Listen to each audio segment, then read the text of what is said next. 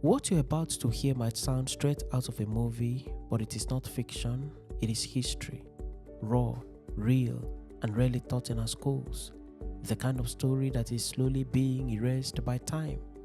Brace yourself, because nothing can truly prepare you for the story of King Jaja of Opobo. Imagine a young boy born into slavery who rose to become one of West Africa's richest and most powerful kings. No smartphones during his time, no electricity, no social media, just the strength of character, strategy, and a bold refusal to bow to British power. Let's journey back to the 1800s when trade was war, diplomacy was dangerous, and freedom was never given, it was taken. This is the untold story of the king they could not buy, but had to betray. The story of a man who had smarted an empire with a twist.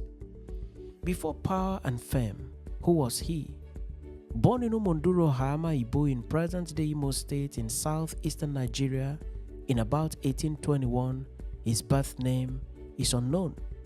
So also are the names of his true parents, though he repeatedly mentioned to the people around him that his father's name was Ozurumba.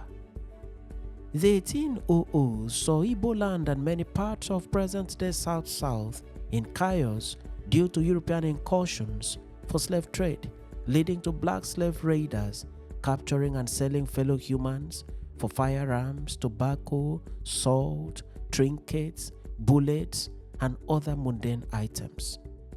As a young boy growing up in his native land, Jaja was kidnapped by Arrow slave traders and taken to Bonny Island in present-day River State, where he was sold to a slave merchant. It was here in Bonny Island that he was given the name Jubo Juboga by his first slave master. By the early 1800s, slave trade was nearing abolition. Simultaneously, the British demanded a new product, namely palm oil. This product, however, could only be sourced in greater quantities from the hinterlands, which the European traders could not explore independently due to security concerns in the Niger Delta, lack of local networks, and mosquito bites, and the dreaded scourge of malaria, which had killed many European traders at the time. The 1807 abolition of slave trade was thus supplanted by palm oil trade, so vibrant that the region became known as the Oil Rivers area. Jubo was later given as a gift to Chief Alali, leader of Anapepo House, a powerful Bonny trading house.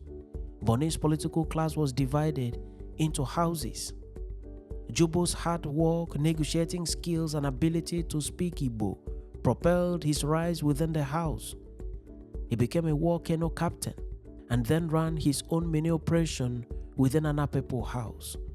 He led a fleet of canoes sourcing palm oil for British traders, earning the trade name Jaja due to the European traders' difficulty in pronouncing his name. He shared his profit with his chief and master and earned significant income from the dash, a customary tip from European merchants to local traders. Dash is from the Portuguese word das, which means you give. This is the origin of the Nigerian slang dash, which represents an unconditional gift. This word is still widely used in Nigeria till today. Jaja soon impressed Chief Alali that the old chief began bringing him to pre-trading session negotiations between the chiefs, kings, and the British. Jaja quietly observed, noting the complex power dynamics. By the 1850s, Jaja was one of Bonny's most powerful men. Though not born into royalty, he commanded trading fleets, negotiated with Europeans, and amassed wealth from the lucrative palm oil trade. Jaja led the Anapepo House, one of Bonny's two ruling factions. But power brought problems. Rivalry with the Manila Pepo House was fierce and often violent, with British merchants constantly seeking to tip the balance in their favor. The city was in constant tension, and Jaja soon found himself in a long, bloody power struggle. Jaja had had enough. In 1869, after an intense dispute over trade rights, and political leadership, he made the ultimate power play. He left Bonny's chaos with his own supporters, fleet, and vision, traveling eastward to found a new city-state, namely Opobo, in present-day Rivers and Akwa Ibom states of Nigeria. He named Opobo after an Abani ancestor. This was more than relocation. It was a full rebellion against the old order. Opobo was built on commerce, independence, and strategy. Before he could truly rule, Jaja had to build, negotiating with nature, rival traders, and looming imperial ambitions. He was ready, having survived and outwitted slavery. Now he would outmaneuver an empire. Geographically, his choice was genius. Jaja established Opobo on the Imo River, farther inland than European coastal posts. This provided a natural buffer against foreign interference and greater control over palm oil routes from the interior. It worked for him. Within a few years, Opobo replaced Bonny as the dominant palm oil exporter. Jaja's kingdom controlled nearly 14 of the then 18 major palm oil markets in the Eastern Delta. This was unprecedented.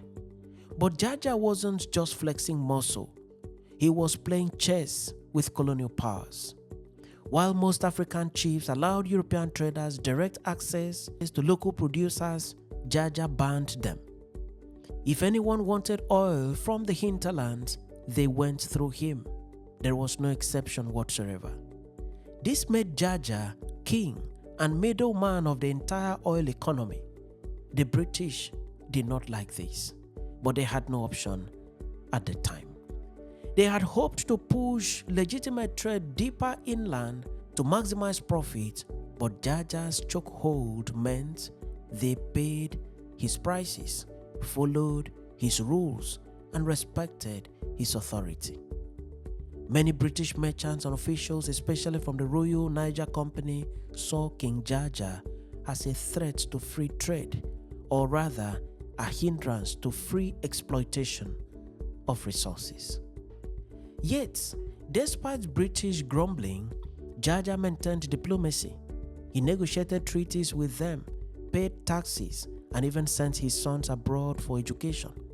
He wasn't an isolationist. He just refused to be a puppet. In London, newspapers began calling him King Jaja, not a chief or trader, but a monarch of his own making. Back home, Opobo thrived. The economy boomed, education advanced, and infrastructure grew. Jaja governed with a blend of Igbo traditions and mercantile efficiency. He was running a business and building a nation simultaneously. His influence stretched beyond his borders. Local communities aligned with Opobo for protection, while rivals in Bonny watched with envy. But success brought powerful enemies. The British imperial machinery, which had tolerated him, began plotting against him. Jaja's refusal to bend to colonial demands made him an obstacle to expansion, and in the age of the empire, obstacles did not last long. Jaja had built a kingdom with grit, wit, and willpower. Now he faced a storm no market strategy or river defense could stop. In 1887, British consul Harry Johnston invited Jaja aboard a warship for, quote, talks on trade and diplomacy. Jaja, ever diplomatic, agreed despite warning signs. But once on board the warship, the meeting darkened. Johnston accused Jaja of obstructing trade and declared him under arrest. Jaja was forcibly exiled, first to the Gold Coast, present-day Ghana, and then to the Caribbean island of St. Vincent. The king who rose from slavery to sovereignty was now a prisoner of the empire. Back in Opobo, the British moved swiftly. They opened the kingdom's trade routes, bypassing traditional markets and flooding the area with European goods. Prices dropped, British merchants profited, and Opobo's carefully built economy was unraveled. Without Jaja's leadership, the kingdom lacked the cohesion to resist foreign control and dominance. News of Jaja's exile sparked outrage across West Africa. He hadn't been defeated in battle or overthrown. He had been deceived and kidnapped by a foreign power. African leaders saw it as a warning that no matter how successful or civilized you are, resisting the empire came with a price. For nearly 5 years, Jaja remained in exile, pleading his case and appealing to British officials. Eventually, public pressure from both Africans and sympathetic voices in Britain forced the government to agree to his return in 1891. Tragically, Jaja never made it home. He died en route under mysterious circumstances, with some suspecting foul play. So ended the reign of King Jaja of Opobo, not with rebellion or collapse, but with betrayal by the empire. For the people of Opobo and the wider Niger Delta, Jaja became a matter of African resistance. He stood toe-to-toe with the most powerful empire on earth, not through violence, but through trade, diplomacy, and strategy. He did not wield a sword, he wielded economic independence, and that was precisely what made him too dangerous to the British. After his removal, the British rapidly dismantled his system. They redrew trade routes, installed colonial administrators, and replaced local leadership with puppets loyal to the British crown. What was once an autonomous trading hub became a cog in the colonial machine. This laid the foundation for the long exploitation of the Niger Delta's resources, a pattern tragically reappearing with oil in the 20th century and 21st century, and is still happening till today. Yet, Jaja's spirit never vanished. He proved clearly that Africans could lead, trade, govern, and protect their people long before colonialists claimed to, in quotes, civilize them. He remains a symbol of what could have been a Nigeria built on self-determination, economic control, and dignity. It begs the question, what if our monarchs had not been betrayed? What if our economies had been left in our hands? What if our soil was never raided or tampered with at all by the foreign powers? Perhaps the most haunting part of Jaja's story is his removal. He wasn't overthrown in war or killed in rebellion. He was simply invited for a conversation and never returned. His fall wasn't due to incompetence or tyranny on his part. It was the result of a well-run African economy obstructing foreign profits. This narrative persists across the continent till today. When locals control wealth, outsiders get extremely uncomfortable. Even if it seems Africa had no history, leadership, or greatness before colonists, remember King Jaja of Opobo. Remember Opobo, the thriving nation that he built. And remember that history isn't just what we are taught. Sometimes it is what we refuse to forget. If you enjoyed this video, be sure to check out the next one that plays shortly after this. Thank you for watching this edition of Back in History. Don't forget to subscribe, as your engagement with each post keeps the channel running and also keeps the community alive. Also, turn on the notification bell so you never miss any new content. See you in the next video, and until next time, I am your friend and host, Ekemini Udim.